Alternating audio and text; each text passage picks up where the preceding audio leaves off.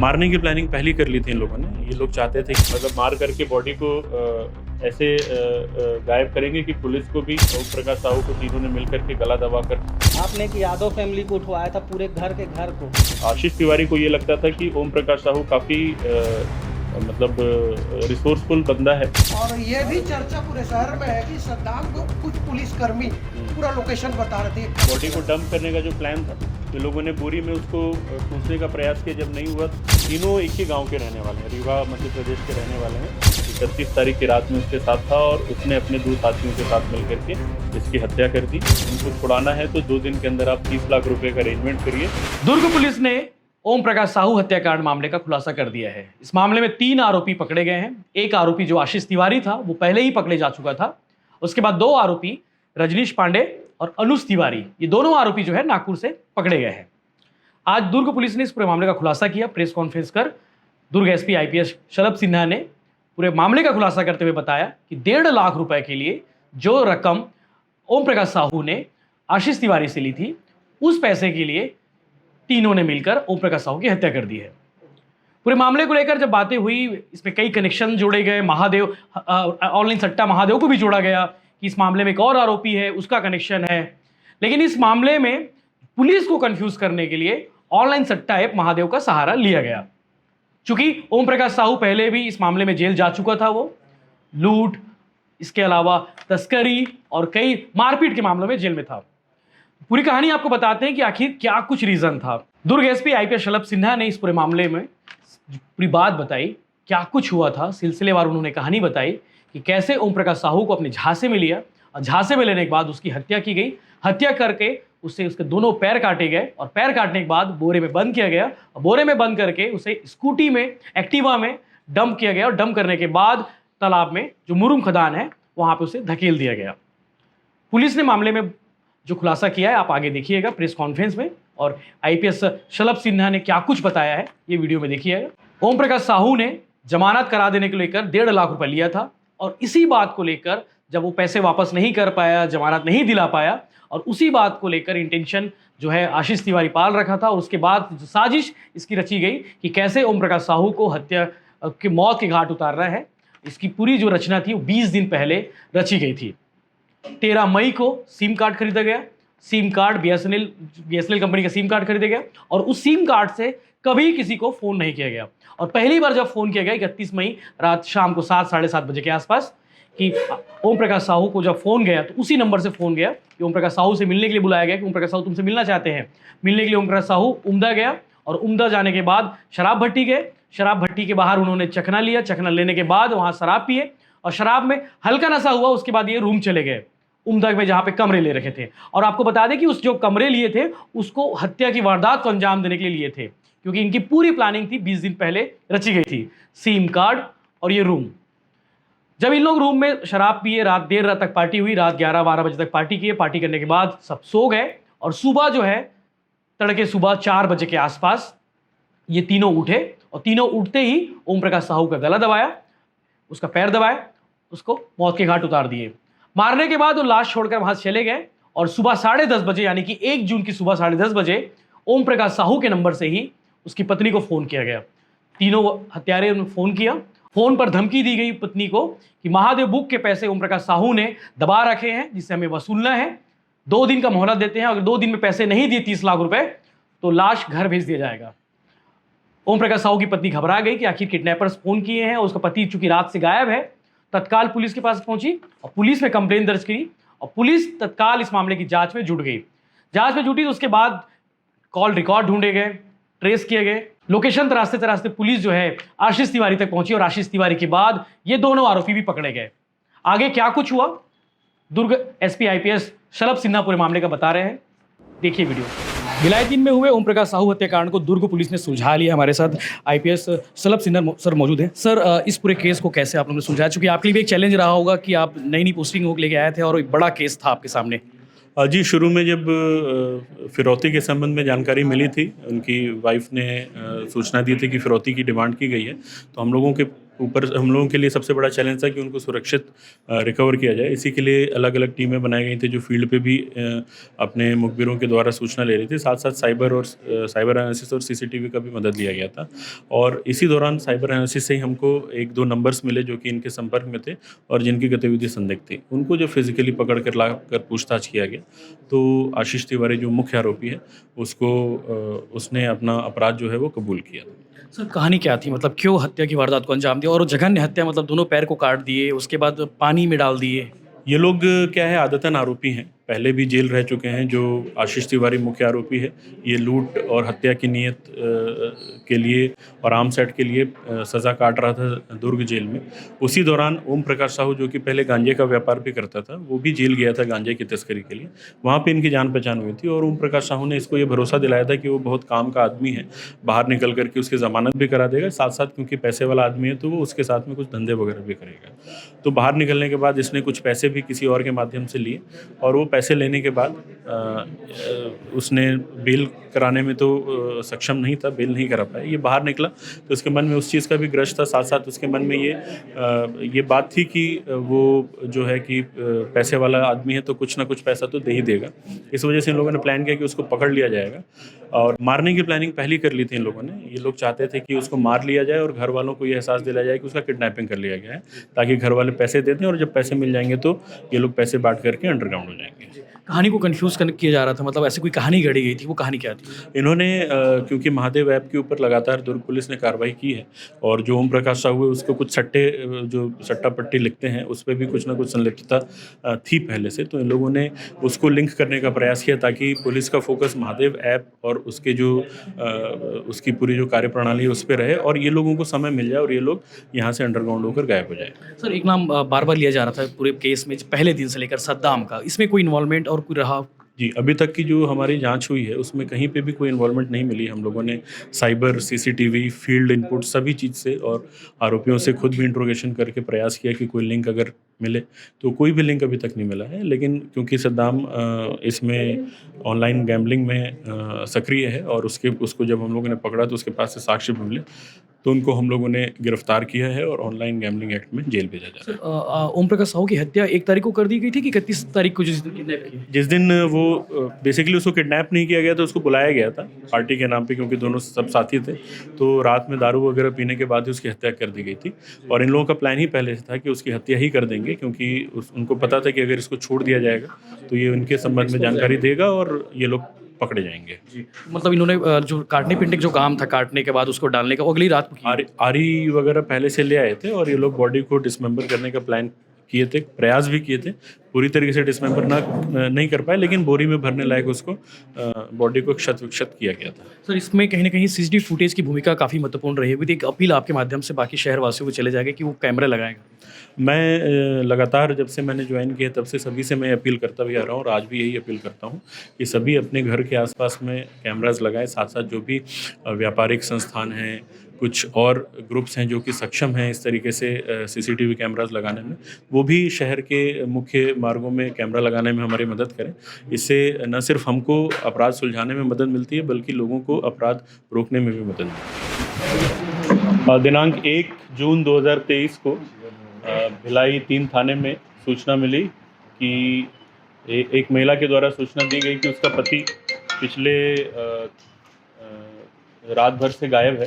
रात में वो 7 बजे, 7:30 बजे करीब घर से निकला था, ये कहकर कि थोड़ी देर में घर आ जाएगा, और उसके बाद फिर वो घर नहीं लौटा रात में। और सुबह 6 बजे करीब उनको पहले एक कॉल आया पति के नंबर से, जिसको इनके बच्चे ने उठाया, और फिर उसने 10 बजे दोबारा कॉल करने के बाद कही। 10 बजे दोबारा जब बात हुई तो जो पति के नंबर से जिस व्यक्ति ने कॉल किया था उसने इनकी पत्नी विमला साहू को बोला कि आपके पति हमारे कब्ज़े में हैं और उनको छुड़ाना है तो 2 दिन के अंदर आप 30 लाख रुपए का अरेंजमेंट करिए, और अगर आप पुलिस के पास जाएंगे तो आपके पति को मार दिया जाएगा। सूचना तत्काल पुलिस थाने में दी गई। पुलिस थाने के साथ में ACCU की जो टीम है उसकी जॉइंट टीम बना करके तुरंत जो पीड़ित है उसकी पतासाजी और जो मोबाइल फ़ोन जो कॉल आया था उसके संबंध में पतासाजी करने में टीमें जुट गईं। इसके बाद हम लोगों ने सबसे पहले जो ओम प्रकाश साहू जो कि लापता थे उनके फ़ोन नंबर का साइबर CDR एनालिसिस किया। CDR एनालिसिस के दौरान ये पता चला कि बीच-बीच में उनका फ़ोन ऑन होता है, फिर ऑफ हो जाता है और अलग-अलग लोकेशंस में उनका फ़ोन ऑन हो रहा था और फिर ऑफ हो जा रहा था। तो इनिशियली ये सस्पिशन था कि शायद उनको ले करके साथ में घुमाया जा रहा है। तो हम लोगों ने साथ-साथ टावर डंप डेटाज़ वगैरह भी अलग-अलग इलाकों के निकाले जहाँ-जहाँ वो उनके लोकेशन आए थे और उसके अलावा फ़ील्ड पे भी हमारी पार्टियाँ थीं, क्योंकि जो कॉल आया था उसमें ये कहा गया था कि हम लोग महादेव ऐप से बात कर रहे हैं। तो हम लोगों ने जो भी पिछले रिकॉर्ड थे जिनका ऐप के संबंध में, उनके संबंध में पतासाजी करना चालू किया। साइबर एनालिसिस से हमको 1-2 नंबर मिले जो कि थोड़े डाउटफुल लगे, सस्पिशियस लगे, जो इनके हस्बैंड के साथ कॉन्टैक्ट में भी थे और जिस क्षेत्र में ये घूमे थे उनके आसपास उपस्थित भी थे। जब इन नंबर्स को फिज़िकली वेरीफ़ाई करके लोकेशन पे जा कर के नंबर्स के जो धारकों को अपने कब्ज़े में लिया गया और उनसे पूछताछ की गई। थोड़ी कड़ाई से पूछताछ करने के पश्चात जो एक व्यक्ति है जिसका नाम आशीष तिवारी है, उसने हम लोगों को एक्सेप्ट किया कि ओम प्रकाश साहू उसके साथ में था। हालाँकि पूरी बात उसने नहीं बताई, फिर थोड़ा और क्वेश्चनिंग करने में और पूछताछ करने में फाइनली उसने फिर इस बात को एक्सेप्ट किया कि आरोपी जो पीड़ित जो ओम प्रकाश साहू है, वो 31 तारीख की रात में उसके साथ था और उसने अपने 2 साथियों के साथ मिलकर के इसकी हत्या कर दी। उसी के निशानदेही पे हम लोगों ने जो पीड़ित है उनका शव भी बरामद किया। शव स्कूटी जो उनकी थी उसके साथ में बांधा हुआ था इस तरीके से ताकि शव फ्लोट करके ऊपर ना आए और उनके नंबर से और उनके निशानदेही पे बाकी जो 2 साथी उनके आरोपी के हैं, रजनीश पांडे और अनुज तिवारी, उन लोगों को भी हम लोगों ने गिरफ्तार किया। उनको भी पकड़ा और उनसे भी पूछताछ करके उन लोगों ने भी जब अपना जुर्म कबूल कर लिया तो उनको विधिवत गिरफ्तार कर लिया गया है। आशीष तिवारी की 1 दिन की पुलिस रिमांड कर ली गई थी और आज तीनों को न्यायिक रिमांड पे पेश किया जाएगा। घटना का जो मोटिव था, आशीष तिवारी क्योंकि आदतन अपराधी रहा है, पहले ये लूट एवं आर्म्स एक्ट के मामले में दुर्ग जेल में सज़ा काट रहा था। उसी दौरान जो ओम प्रकाश साहू पीड़ित हैं, वो भी जेल गया था। वो गांजे की तस्करी में उसे जेल हुई थी। जेल में इन दोनों की पहचान हुई और वहाँ जान पहचान होने के कारण ये लोग जब ओम प्रकाश साहू बाहर आया तो ये लोग एक दूसरे को किसी तरीके से कॉन्टैक्ट करके रखे थे और इसने ओम प्रकाश साहू ने आशीष तिवारी को ये भरोसा दिलाया था कि वो बाहर आकर के उसकी ज़मानत करा देगा। उसके एवज़ में उसने कुछ पैसे लिए थे, 30,000 रुपये। उसके अलावा ओम प्रकाश साहू ने कुछ और पैसे आशीष तिवारी का कुछ दूसरा काम करने के लिए भी अपने अकाउंट में डलवाए थे। कुल लगभग 1.5 लाख रुपए उसके अकाउंट में आशीष तिवारी ने डाले थे। आशीष तिवारी को ये लगता था कि ओम प्रकाश साहू काफ़ी मतलब रिसोर्सफुल बंदा है, क्योंकि ये गांजे का भी व्यापार करता है, पहले ज़मीन दलाली से भी जुड़ा हुआ था और रिसेंटली सट्टे के व्यापार से भी सट्टा भी खिलाता था, जो मटके वाला सट्टा होता है। तो इससे ऐसा लगता था कि इसके पास काफ़ी पैसा है। तो ये बाहर आने के बाद, जेल से छूटने के बाद इसने पैसे भी मांगे उससे, तो उसने जो उसके पुराने 1.5 लाख रुपए थे वो नहीं दिया। तब इसको ऐसा लगा कि इसका अपहरण करके इसके परिवार से एक मोटी रकम वसूली जा सकती है।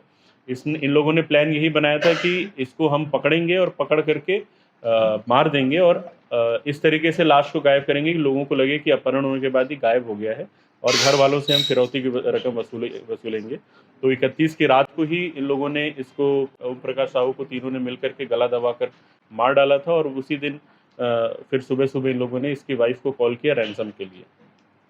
तो पूरी घटनाक्रम में शुरू में जो महादेव सट्टा ऐप की जानकारी की बात आई थी, तो पूरी पूछताछ में ये पता चला या ये समझ आया कि इन लोगों ने जो महादेव ऐप का नाम लिया था वो पुलिस को गुमराह करने के लिए, ताकि हमारी विवेचना किसी दूसरे दिशा में रहे, गुमराह करने के लिए नाम लिया था। इस पूरी कार्रवाई के दौरान महादेव ऐप से संबंधित कोई भी साक्ष्य या कोई भी दस्तावेज नहीं मिले। फिर भी इन लोगों ने कुछ लोगों का नाम जो लिया था उसके संबंध में जब पतासाजी की गई, तो जिस समय ये आशीष तिवारी जेल में था उस समय महादेव ऐप की जो लगातार कार्रवाइयाँ दुर्ग पुलिस द्वारा की गई थी, तो कुछ एक आरोपी जो है इनके साथ जेल में ही थे और उस दौरान वहाँ पे इनकी जान पहचान जेल में रहने के कारण हुई थी। तो इसने उन लोगों का नाम बताया ताकि पुलिस को गुमराह कर सके और ऐप के नाम पे परिवार वालों को डरा सके।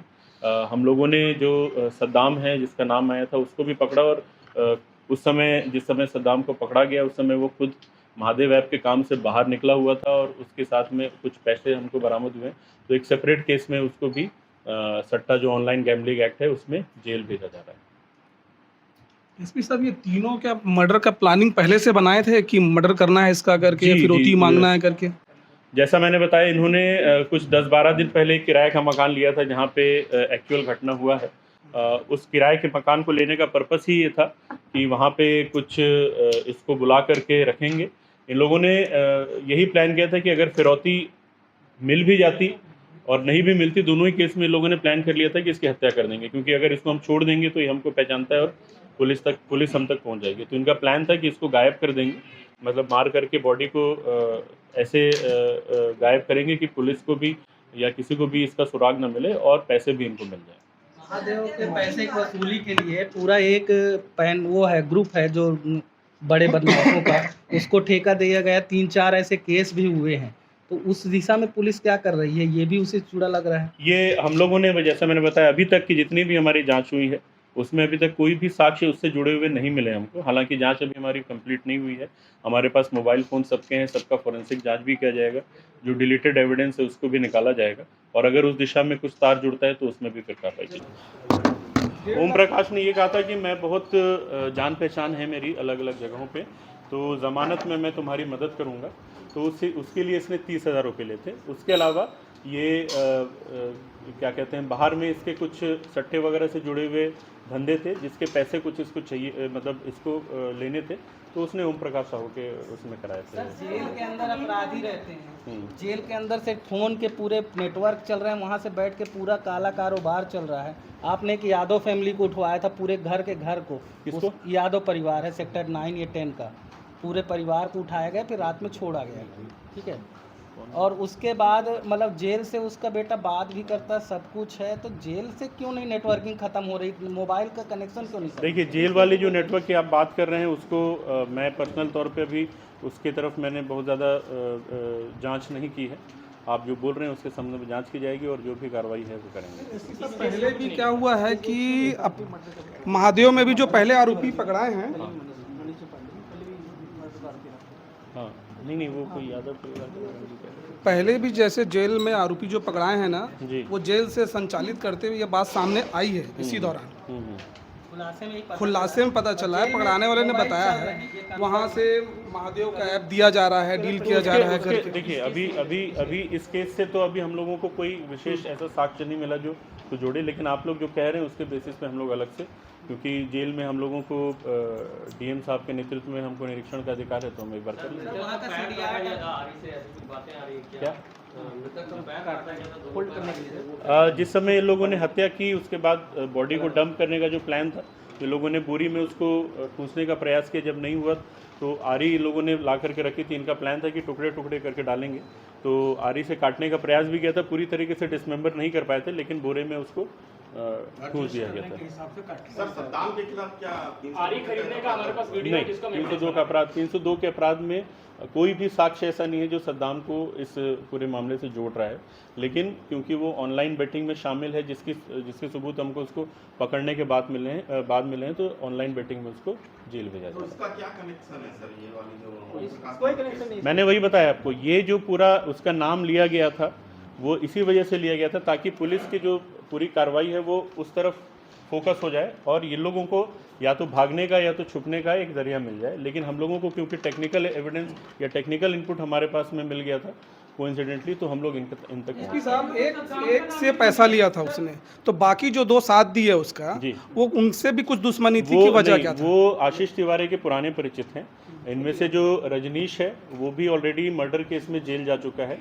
तीनों एक ही गांव के रहने वाले हैं, रीवा मध्य प्रदेश के रहने वाले हैं, और ये तीनों ही फर्नीचर के फील्ड पे काम करते हैं।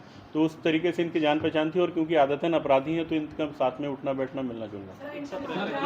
और इनको ये भी उसने प्रॉमिस किया था कि जब रकम मिलेगी फिरौती की रकम, तो उसमें इन लोगों को भी बंटवारा हिस्सा मिलेगा। सर, 1 जून को मृतक की पत्नी के पास में फ़ोन आया था, वो फ़ोन में क्या बात हुई थी? उसने ये बोला था, मृतक की पत्नी के पास जो फ़ोन आया था उसमें ये कहा गया था कि आपके पति हमारे कब्जे में है, 2 दिन के अंदर 30 लाख रुपए दीजिए, अदरवाइज उनको उनकी हत्या कर दी जाएगी। और हाँ, और उसके पहले ही हत्या कर ली गई थी।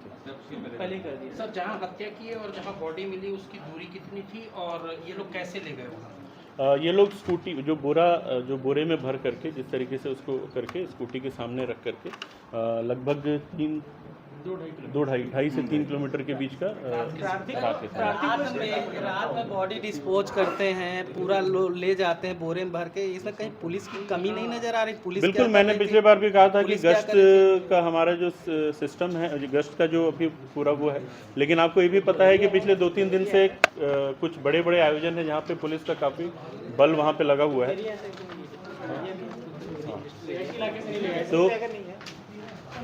तो जहाँ जहाँ पे मैंने जैसे कहा, क्योंकि नहीं सर, जिस जगह मतलब घटना हुआ ये पहली मरतबा नहीं है, जिस जगह ऐसा घटना उससे पहले भी कई घटनाएं उस जगह हुई। ठीक है, हम लोग प्रयास करेंगे कि अपना गश्त और अपनी उपस्थिति बढ़ाएं। किराए का घर कितने समय से लिया गया? ये 15 दिन ले लिया था। आसपास के लोगों ने कोई ऐसी जानकारी नहीं, उनको कुछ भी अंदाजा नहीं था। कितने मोबाइल डंप किए गए थे इसमें? एक मिनट रुक जाना, सद्दाम छोड़। कितने मोबाइल डंप किए गए थे इसमें उसकी जांच के दौरान, जहां से दोनों का लोकेशन मिला, आरोपी का और मृतक का? कैसे पता चला थोड़ा सा उसका? कितने मोबाइल? हाँ, मतलब मोबाइल एक था या टावर जो चेक किया? हाँ, हम लोगों ने मोबाइल जो इनका पीड़ित और जो संभावित उसके ये थे कांटेक्ट में थे, उनका जो टावर डंप में काफ़ी सारे नंबर्स हमको मिले थे, उनका पूरा एनालिसिस किया तो हज़ारों में संख्या रही होगी। मतलब एग्जैक्ट संख्या में अभी आपको नहीं बता पाऊंगा। चालू हुआ था वहाँ का डंप नहीं अलग सर, ये 1.5 लाख रुपए इन्होंने एक मिनट यार, एक मिनट रुकना। 20 लाख रुपए मांगे। ए सुशील, आर्थिक स्तर था क्या? अरे रुक जाना यार, कंप्लीट हो। आरोपी के मन में ये था कि मैं 30 लाख मांगूंगा, लेकिन फिर भी दबाव उबाव करके कुछ 8, 9, 10 लाख रुपए तक मुझे मिल जाएंगे, ठीक ठाक अमाउंट मिल जाएगा, क्योंकि उनको ये पता था कि ये अवैध व्यापार करता है गांजे वगैरह का और कुछ सट्टा वगैरह लिखता है, तो उनके मन में था कि इसके पास कुछ ना कुछ अमाउंट होगा। क्योंकि जिस समय ये जेल में थे आरोपी तीनों, उसी समय मार्च के महीने में सद्दाम और उसकी टीम को गिरफ्तार करके जेल भेजा गया था, जहाँ इनकी जान पहचान हुई थी। जेल में जान पहचान। सर घटना उस समय सद्दाम का नाम शुरू से चल रहा था और ये भी चर्चा पूरे शहर में है कि सद्दाम को कुछ पुलिसकर्मी पूरा लोकेशन बता रहे थे। कहाँ तक सही है, क्या बताओ? जैसा मैंने आपको बताया, अभी तक की जांच में ऐसा कोई भी साक्ष्य नहीं मिला है जो कि घटना से सद्दाम को जोड़े, और साथ ही साथ जो आप बात बोल रहे हैं कि उसको लोकेशन बताया जा रहा था, वो घटना मतलब उसका नाम आने के विदिन 2 घंटे में उसको पकड़ लिया गया। अगर लोकेशन ऐसे आउट होता तो उसको पकड़ना मुश्किल होता पुलिस के लिए।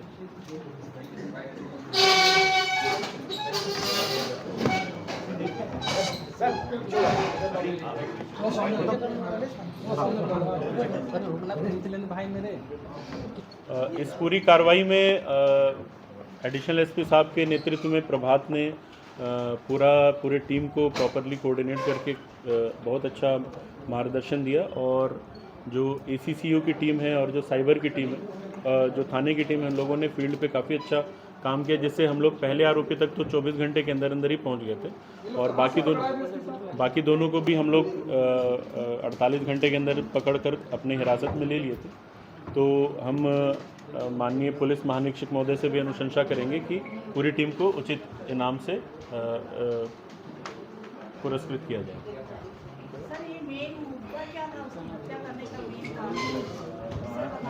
ये लोग बेसिकली चाहते थे कि उसके पास जो इनको लगता था कि उसके पास पैसे काफ़ी हैं, तो फिरौती के रूप में पैसे वसूल किए जाए, और जो पैसा इन्होंने ऑलरेडी दिया हुआ था वो भी उस फिरौती के रूप में इनको वापस किया जाए। यही आशीष तिवारी।